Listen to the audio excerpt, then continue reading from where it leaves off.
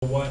There is a way where most of the commissioners on this dais can benefit and take home good news to their own constituents if we find a way to build in those right places. All right, a question from the Urban Environment League. Miami-Dade County Parks budget has experienced drastic cuts, forcing the Parks Director to increase fees for entry and parking.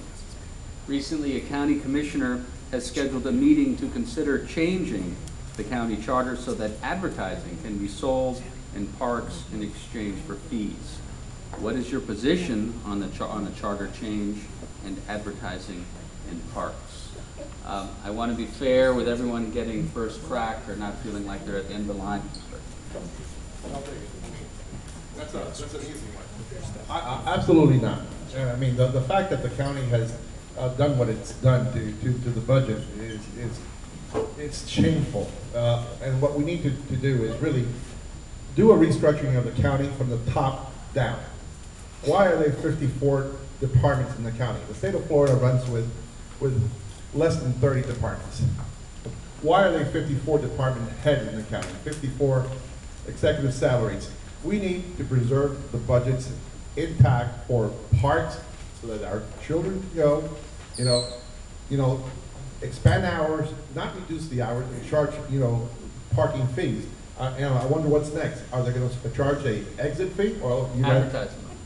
No, and the advertising, absolutely not. The parks are meant for recreational purposes, and they should have, think of other ways of generating revenue, and especially reducing the cost of operating government. I got a smile on my face and a little chuckle because that's kind of interesting. You say advertising in a park, where? On a tree, on a park bench? I mean, advertising in a park. I think that's interesting. By the way, I'm opposed to adding parking fees to parks and adding entrance and exit fees to existing parks. I think it's kind of novel actually, but I am opposed to it. But I have to tell you, there's so many things that you can look at first. Take a look at the maintenance budget for the parks. How much to mow them and trim them, and how much to maintain those parks. Take some practical lessons, and I'm going to tell you a little bit about what we did in the city of Homestead. We're spending about $1 million a year in maintaining the common area, all the common area of the city, plus parks, plus other areas. So what we did is we rebid it, brought it way down, and then what we did is we utilized the non-violent prisoners. We have a work release program. We purchased a bunch of mowers, and you will pay for their guards, you will pay to have staff there monitor them, so you'll pay for them. And we have the non-violent prisoners. They're there for minor things, and they're mowing the grass. They're the ones that are managing and trimming and managing the fleet and doing things like that. So there are so many novel things that you can take a look at and do. And that's one of the simple things that we did in our municipality that I would like to look at with the county. That could save millions and millions of dollars on common area maintenance. That's just one idea, and I think we can look at many others. Thank you. Was a mom of a 4-year-old, I would be very afraid with that idea.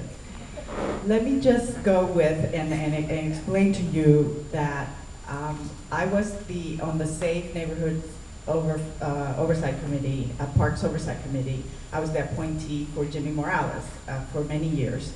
And actually this park across the street was one of the parks that I worked on in getting the funding for Pinecrest.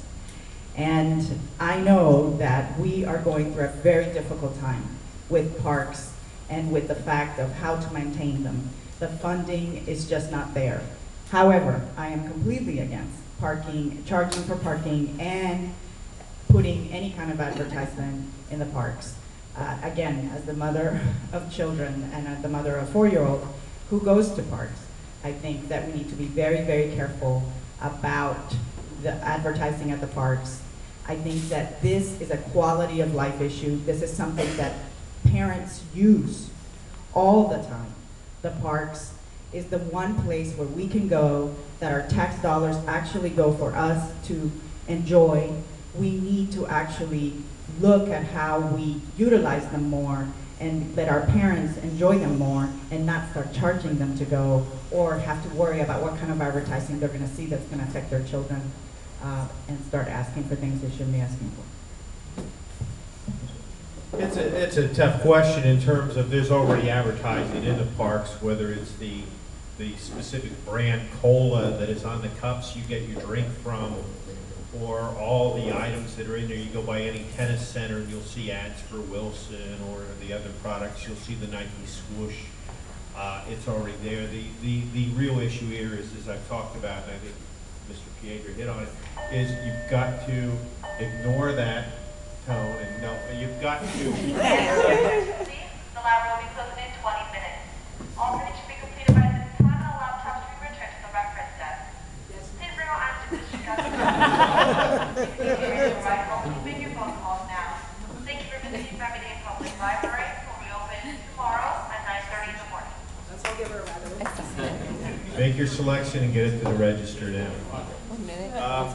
And by the way, I've got some books I can recommend for you all to check out from here. But anyway, we need to revisit the budget top to bottom. I think we need to find some ways. You know, parks are very expensive. Parks, you know, you're balancing, subsidizing somebody's activity that most people don't engage in versus creating some great quality of life. And I'm very proud of the parks I've created as mayor of my municipality. But I don't see anything wrong with advertising if it's done tastefully, but I don't want to create a new funding source that's just going to be squandered. We need to go back and set that budget. We need to go back, everybody, and just 2 quick points, because I know my time's running out, but we need to go back and set that level of service and figure out what we can afford. And I want to do that over a 3-year process. I keep talking about it. We need to do the budgets every year. I'm not talking about creating 3-year budgets, but I'm talking about doing a 3-year revisiting of the budget. The second thing is I would never, there's a lot of good men and women that take those jobs within the parks, and I'm not going to outsource them to people who haven't completed their time yet. Thank you. I've got a very good sense of humor. I love to tell jokes and listen to jokes, but I've been very serious tonight because I'm just sickened by everything that is going on around here. I spent 3 months talking with a lot of different people in a lot of the different departments, including the Parks Department.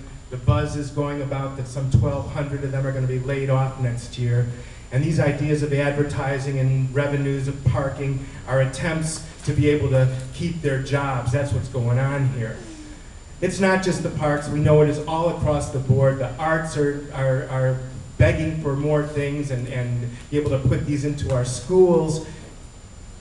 One of the main things that I found, and I keep talking about this, and they're going to hate me when I get in, but it's the Department of Procurement, because they are squandering hundreds of millions of dollars of our tax money into big cat's pockets. I would dare to say maybe even some of those that are sitting on the commission to be able to have the large funds that they do that keep them in time and time again. How do I know this? The same way, talking with people that are inside of some of the commissioners' offices. Talking with a past fire chief was talking about the cost of a fire truck costing us $800,000 when it cost New York City $200,000. That's $500,000 for one single fire truck. It is absolutely sick, and people are not aware of this. And I will fight very hard to be able to get that money redirected. Thank you. Dan's right. The idea of saying we're going to fix this problem with parks funding by bringing advertisement in parks or by charging for parking, we didn't get in the hole that we're in because we forgot to advertise in parks a generation ago. My God. It's nuts, okay? It's exactly what's happened over and over again. You try and look in the couch cushions for savings when right in front of you in this county is this arrogance, this incredible sense of entitlement and arrogance among our leaders who don't look and say, you know what? Gee, how about the hundreds of millions of dollars in waste? How about the problems we have with procurement? How about the perks we get, the free gas, the free cars? Shouldn't we look at those? No, we won't look at those. We'll try and balance this thing by charging for parking in parks. Now, let's talk about this issue of advertisement in another sense. And this is a City of Miami issue, okay? So you're going to have this column of Vegas-style advertisement, right? And who will be paid for that? Will it be the folks whose night sky is lost, the people who have to look at this thing all day long? No, no. It'll be privatizing the night sky. What a great idea. It's what's next in our tradition of taking public goods in South Florida, privatizing them, enriching the few at the expense of the many. All right, if we could, you could talk to everyone, we just want to get, we're running short of time, just want to get them. A comment was made about a comment that I made, so I want to comment to that. 10 seconds. Thank you. Yeah, a comment was made about you wouldn't be comfortable with your 4-year-old. Well, rocket science doesn't tell you that you're not going to have the people mowing the parks and maintaining them while children are in the parks. It's before anybody ever gets there. So, I mean,